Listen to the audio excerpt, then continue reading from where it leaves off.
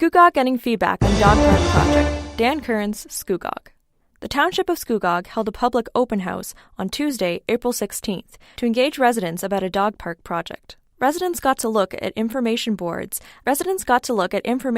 about designs of other dog parks in nearby municipalities. The proposed site off of Old Simcoe Road between the Carolyn Best Ball Diamonds and the soccer fields. Other sites the township considered during the process were Birdseye Park and the Port Perry Fairgrounds. Information on draft rules for the new dog park were also posted, such as picking up after your dog and disposing of the waste in designated containers, not bringing more than 3 dogs per adult to the park, and to respect the wildlife in the area. There were also paper copies of the township's survey regarding the dog park project, which residents were encouraged to fill out. Members of municipal staff and Scugog Council were on hand to hear feedback and answer questions. It was great. Everybody's enthusiastic about the dog park, and there's lots of support, it seems, for the proposed site, which is good. I'm really happy with the turnout and the feedback we've gotten, Scugog Mayor Bobby Drew told The Standard at the open house event. Scugog's mayor also gave a brief summary of some of the comments she heard at the event.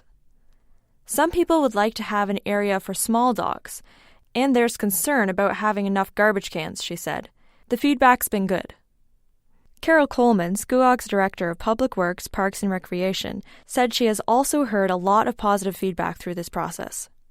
People have some concerns, but in general, the responses we've got back have been very positive, she said. The township expects construction of the dog park to begin in the fall. With any luck, we can come up with a report before council's summer recess. We'll take all the feedback we got from tonight and from the survey, and we'll take that into account and put together a design and bring that to council with the results of the public feedback. And then, with any luck, we'll be able to construct the park in the fall, Ms. Coleman explained. For more information about the dog park project and to fill out a survey, visit www.scugog.ca. Development charges being reviewed in Kawartha Lakes to support housing and economic growth, Kawartha Lakes.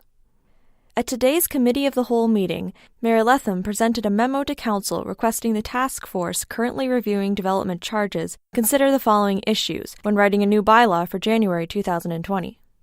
The effectiveness of current payment deferral options for residential developments, affordable housing incentive options for private sector development, discounting commercial and industrial development charges from 50% to 100% where job creation goals are met, focusing on projects supporting growth while contributing to development charges and deferring projects that are population serving if necessary, reviewing development charges on derelict buildings to encourage demolition and protect development rights, studying the merits of charging development charges within the property's existing zoning, creating a long-term development charges plan, affordably funding growth-related projects without relying on deficit funding to meet projected growth. We continue to invest heavily in growth projects and have for over a decade. We have the foundation for growth. This task force will help us to determine whether or not we should look at further incentives to jumpstart new projects, commented Mayor Letham. Mayor Letham's memo stated the focus of this council term needs to be jobs and attainable housing for young, working families. Our residential growth is moving forward with success. The growth needs to be matched with commercial and industrial expansion to have an impact on our tax, water, and wastewater rates. Council has spent the last 4 years putting all the pieces in place, the right staffing levels, and the right investment in our capacity to realize growth. Our goal should be to expand the tax base so that we lessen the burden for young families and existing businesses. The task force will explore the issues and work with a consultant to bring back recommendations to Council through staff this fall. Busy week for local high school sports. Marlo Stanfield, special to The Standard. With warmer weather finally on the way this week, the spring season for local high school sports will be heating up in North Durham, as loss of regular season action gets underway for most sports. Girls rugby is first out of the gate on Wednesday, April 24th, with the junior and senior teams in action for Port Perry and Uxbridge. Starting at 2 p.m., Uxbridge will host a doubleheader against Ajax, while the Rebels will trek to Pickering for the season-opening matches. The Tigers and Rebels will both be looking for strong seasons, with 2 entires the local league granted to the OFSA Provincial Championships, to be held in Clarington in early June.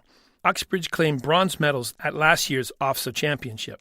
Boys rugby is part of a busy Friday, April 26th, with the Tigers traveling to Donald Wilson Secondary School in Whitby and the Rebels playing host to Ajax in Port Perry. The co-ed Ultimate Frisbee season also starts on Friday, with Uxbridge at Dunbarton in Pickering for a doubleheader against the host Spartans and Pickering High School. The team from Port Perry will be in Curtis to take on Anderson, Whitby, and Parema, Oshawa. Closing out a busy Friday is the first of 4 Lhasa mountain biking events, all of which are held in Uxbridge Township at Skytop, with the races getting started at 2 p.m. Uxbridge Jumpstart chapter continues to be successful. Dan Kearns, The Standard. Uxbridge. The Uxbridge Jumpstart chapter had another successful year in 2018. At a meeting on Monday, April 15th, local Canadian Tire Uxbridge owner Pat Higgins, along with Amanda Ferraro and Hunter Jarvis, presented council with an update on the chapter's accomplishments. In 2018, Uxbridge Jumpstart funded $77,201 in programs and registrations, assisting over 1,840 kids and families. Jumpstart helps kids participate in sports and activities by providing them funding. It was just a great year, Mr. Higgins said. Pretty phenomenal numbers for a town this size. The Uxbridge Jumpstart chapter is one of the most active on a per capita basis in Canada. A typical town our size would be funding somewhere in the area of $7,000 or $8,000 compared to our $77,000, and would be helping maybe 100 kids and families. We have a very, very active chapter here, Mr. Higgins explained. Jumpstart Uxbridge is funded by the Gary Roberts and Friends Golf Tournament, fundraising at the Uxbridge Canadian Tire Store, and donations from local charity organizations. The best part is that 100% of the money raised in Uxbridge stays in Uxbridge, Ms. Ferraro said. Jumpstart Uxbridge will be holding their 5th annual Jumpstart Games at the Uxbridge Arena on July 19th, which is a free event for kids. Some staple activities at Jumpstart Games are wheelchair basketball, tennis, seated volleyball, noodle hockey, obstacle courses, and the big parachute, Ms. Jarvis explained, adding the Toronto Raptors mascot attended last year's event. There's a lot of people in need in Uxbridge, Mr. Higgins said. Since 2005, Jumpstart Uxbridge has contributed over $453,000 to the Uxbridge community, helping over 6,500 kids. Sculpture to memorialize Alexandra Hartmann, Dan Kearns, Uxbridge. Alexandra Hartmann, Uxbridge Public Library's former CEO, who died in September of 2018, will be memorialized with a sculpture. The sculpture will be created by local artist Wynne Walters and, according to a press release, depicts a book with a hand delicately turning the page. The sculpture will be cast in bronze and will be installed in an alcove beside the main entrance of the Uxbridge Public Library.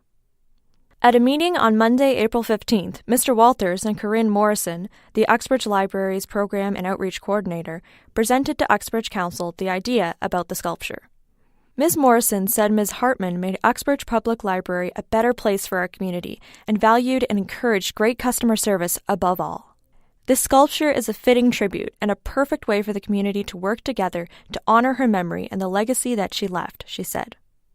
Mr. Walters said the theme of the sculpture is turning the page, or turning over a new leaf. I see it as not only in memory of Alex Hartmann, but also as recognition to the community of the importance of books and reading, Mr. Walters told councillors. Total cost of the sculpture is expected to be around $6,000, and 100 Men Who Care has pledged to cover about half of the cost. The sculpture will be funded through donations. Those looking to help fund the project can make donations at the Uxbridge Public Library, or can send donations to the library. The Standard Podcast was produced by Greenstream Studio for the Standard newspaper.